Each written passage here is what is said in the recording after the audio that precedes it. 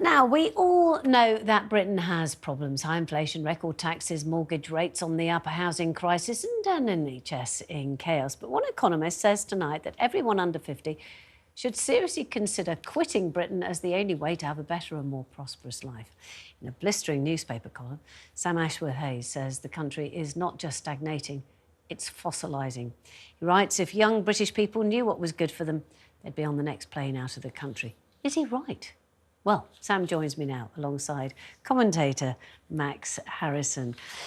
Sam, when you say we're not just stagnating, we're fossilising, and if you're under 50, you should consider quitting Britain. I mean, the problem is people like support networks, don't they? And it's a scary proposition. Is this just something that you've just put out there because you wanted to be controversial?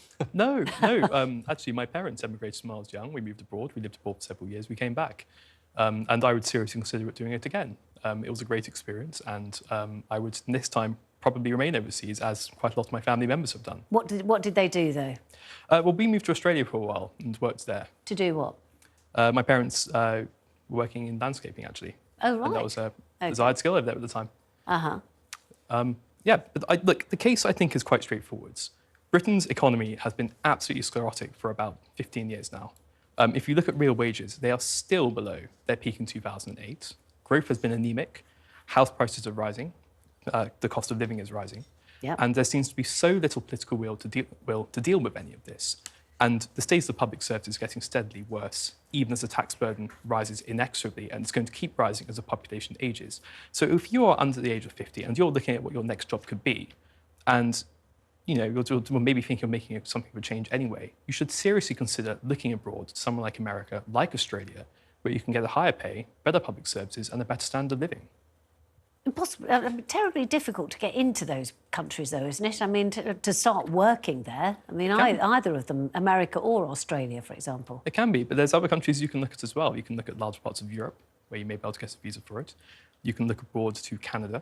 You can look abroad to, perhaps not New Zealand, and there's slightly worker government there. But there are, there are many places you can look to, and I think that's something that you should consider doing. Yeah, so perhaps if under 50 is the difficult one, perhaps, because actually there are certain visas that you can get if you're a lot younger and if you can get under a certain age. Max, your thoughts on this? Well, I think fear-mongering is a little bit close to the marker. I mean, of course, this country is in one or two current sort of state of affairs which aren't pleasant. But that was also the case in many parts of the world. You mentioned Canada. I mean, you'll lose your bank account if you say things Mr. Trudeau doesn't like.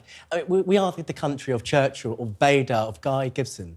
We should actually have some comfort in the fact that actually, unlike many parts of the world, we have our freedoms, our liberties, and we do have a sovereign parliament, even if they don't always listen to us. So I do think it's a bit harsh. Yes, of course, tax is high now.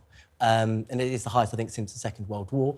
But that doesn't mean this country is great. It doesn't mean that we don't have fantastic communities. And it doesn't mean that we enjoy a prosperous economy that is built on enterprise. Oh, I don't know, Max. I mean, there would be many people under 50 who would take issue with that. They say there is no chance for them ever to get a home over their heads. They're too busy struggling to pay the rent. The NHS is falling apart. Everywhere you look, there are potholes.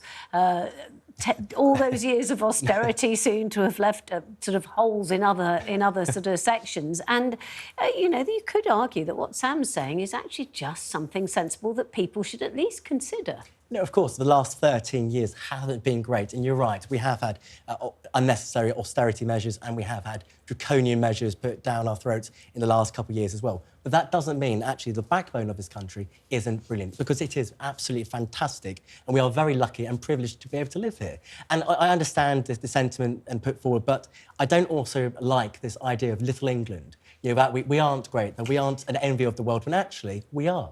In many respects. Well, perhaps some places. Sam, if I can come back to you, I mean, the other point is that you do wonder if just people haven't considered other places in Britain, particularly if you've grown up in a big city, for example, and you're finding things extraordinarily difficult. There are areas where homes are cheaper, rents are cheaper. I mean, the problem, of course, is whether you can find a well-paid job in those places.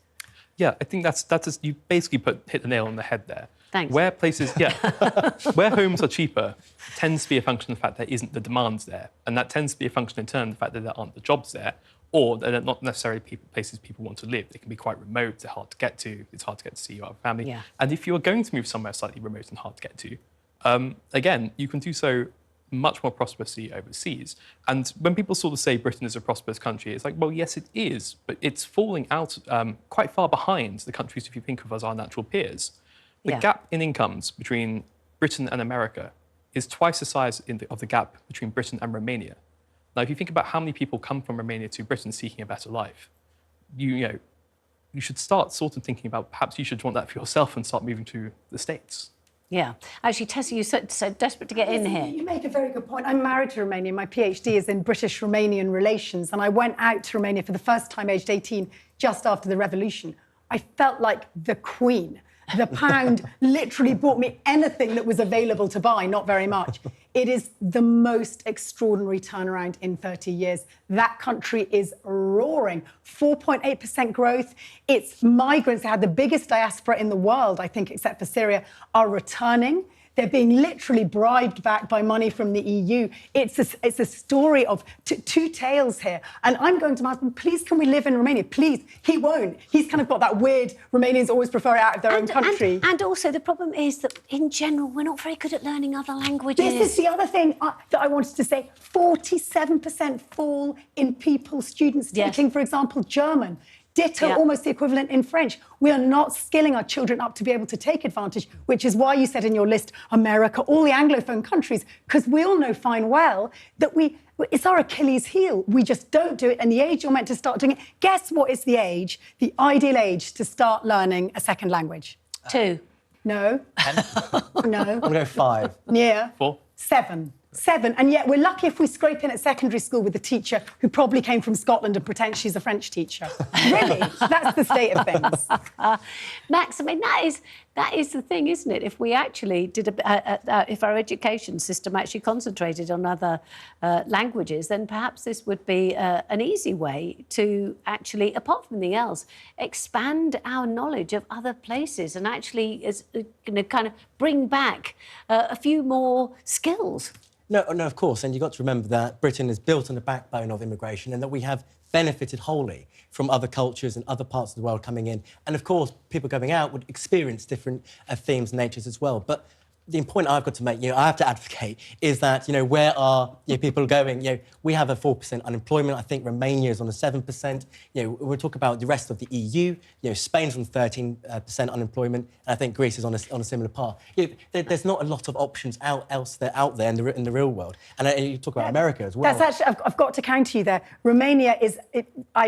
Up until last year, I'd very rarely seen a black face in Romania. 100,000 immigrants from places as far apart as Nepal and Ethiopia every year coming into Romania now. It's a big market, and it's not just Romania. It's right across the east of Europe. But I was just making the point on unemployment. Yeah, but that's certain pockets. It depends on which industry you're looking at. No, absolutely. But even with America, the literacy rates aren't fantastic either. So every country has its perks. They also have their flaws. And I think it's important to note that yes, OK, this country is... He's a real British bulldog here. He is a British bulldog. Yeah, that's the word. But actually, is it not just the fact that this is a really interesting thought? Because there will be people who haven't even contemplated this, but partly because they're struggling to live day to day.